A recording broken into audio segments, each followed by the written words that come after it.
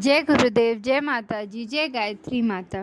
गुरुदेव और माता जी की सूक्ष्म उपस्थिति में गुरु गीता में वर्णित है श्री सद्गुरु शरण मम।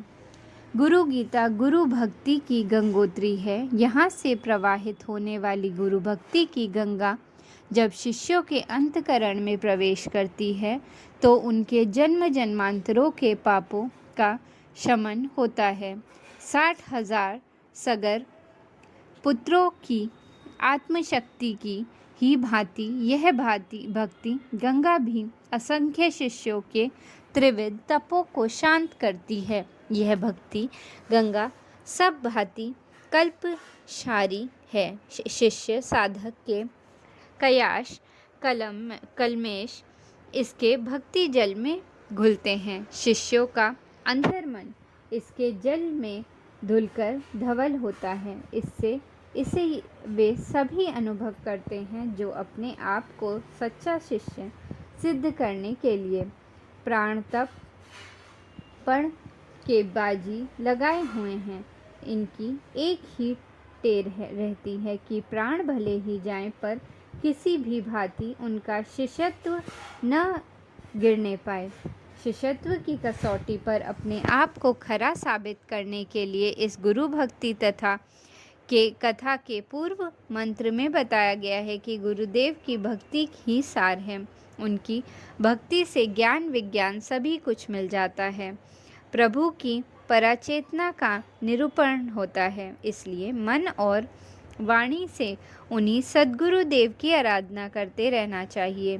गुरु सेवा को कमतर मानकर तप और विद्या को सब कुछ मानने वाले भले ही कुछ भी न पालें, लेकिन संसार चक्र से उनका छुटकारा नहीं हो पाता। इसलिए सद्गुरु की शरण लेना बहुत ज़रूरी है। साधना जीवन की सर्वोच्च कसौटी है। इस सत्य को और भी स्पष्ट करते हुए भगवान महादेव शिव आदि माता पार्वती से कहते हैं, देव हो या गंधर्व, पितृ, यक्ष, किन्नर, सिद्ध अथवा ऋषि, कोई भी हो, गुरु सेवा से विमुख होने पर उन्हें कदापि मोक्ष नहीं मिल सकता है। भगवान भोलेनाथ कहते हैं, हे महादेवी सुनो, गुरुदेव का ध्यान सभी तरह के आनंद का प्रदाता है। यह सभी सुखों को देने वाला है। यह सांसारिक सुख भोगों को देने के साथ मोक्ष को भी देता है। सच्चे शिष्य को इस सत्य के लिए संकल्पित रहना चाहिए कि मैं गुरुदेव का स्मरण करूँगा, गुरुदेव की स्तुति कथा कहूँगा, परब्रह्म की चेतना का साकार रूप श्री गुरुदेव की वाणी, मन और कर्म से सेवा आराधना करूँगा। श्री गुरुदेव ब्रह्मानंद का परम सुख देने वाली साकार मूर्ति है। वे द्वंद्वातीत चिदाकाश हैं। तत्वमसि आदि ऋतु वाक्यों का लक्ष्य वही है। वे प्रभु एक नित्य विमल अचल एवं सभी कर्मों के साक्षी रूप हैं। श्री गुरुदेव सभी भावों से परे प्रकृति के तीनों गुणों के सर्वथा रहित हैं। उन्हें भावपूर्वक नमन करते हुए कहना चाहिए, श्री गुरुदेव नित्य शुद्ध, निराभास, निराकार एवं माया से परे हैं। वे नित्य बोध कराने वाले एवं चिंता से हटाने वाले हैं।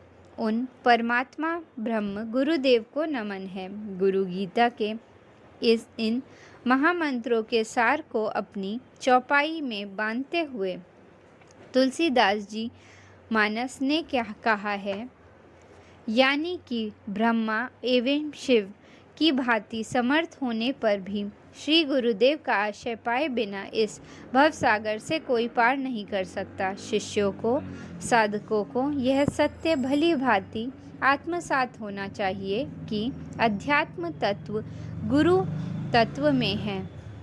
श्री गुरु के बिना तप तो किया जा सकता है, सिद्धियां तो पाई जा सकती हैं, चमत्कार तो देखे जा सकते हैं, पर अध्यात्म के सत्य को गुरु के आशीष के बिना नहीं पाया जा सकता। गुरु कृपा के बिना आत्म तत्व का ज्ञान नितांत असंभव है।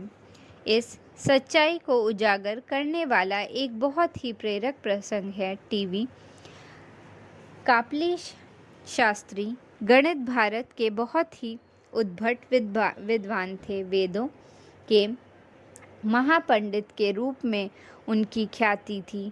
वेद विद्या के साथ तंत्र के महासाधक के रूप में सभी उनको जानते थे। सिद्धियाँ उनकी चेरी थीं और चमत्कार उनके अनुचर। अनेक भक्तों का जमाघट उन्हें घेरे रखता था, जिनमें से कुछ सच्चे जिज्ञासु भी थे।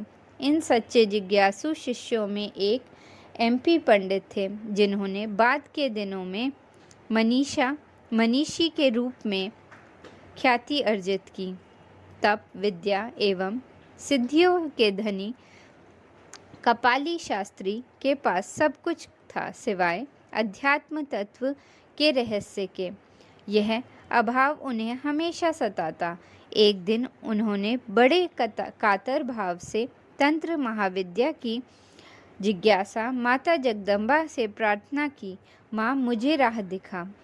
वंदनीय माता अपनी इस संतान पर कृपालु हुई और उन्होंने कहा, सद्गुरु की शरण में जा, वही तेरा कल्याण करेंगे। माँ, कौन है मेरे सद्गुरु? यह प्रश्न उसने माँ से कहा तो माँ की परावाणी गूंजी। पौंडीचेरी के तप कर रहे महायोगी श्री अरविंद तेरे गुरु हैं। माँ जगदम्बा का आदेश पाकर टीवी कापिला शास्त्री अपने सुयोग्य शिष्य MP पंडित के साथ श्री अरविंद आश्रम पहुंच गए।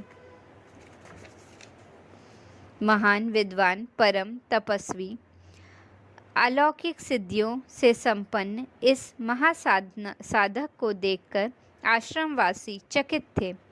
वह स्वयं जब महर्षि के सम्मुख पहुँचे तो महर्षि मुस्कुराए और बोले, शास्त्री, मेरे पास क्यों आए हो? कापिला शास्त्री ने विनम्रतापूर्वक कहा, हे प्रभु, तप विद्या आदि की जो जिज्ञासा मेरे पास है, वही अज्ञान आपके चरणों में अर्पित करने आया हूँ। यह कहते हुए उन्होंने अपना हृदय श्री अरविंद के चरणों में उड़ेल दिया। शास्त्री जी के साथ MP पंडित ने भी उनका अनुसरण किया। वेद और तंत्र मार्ग की सारी साधनाओं को कर चुके कापिला शास्त्री अब एक ही साधना में जुट गए और वह साधना थी श्री सद्गुरु शरणम। इस साधना ने उन्हें आध्यात्मिक जीवन की परम पूर्णता दी। जय गुरुदेव।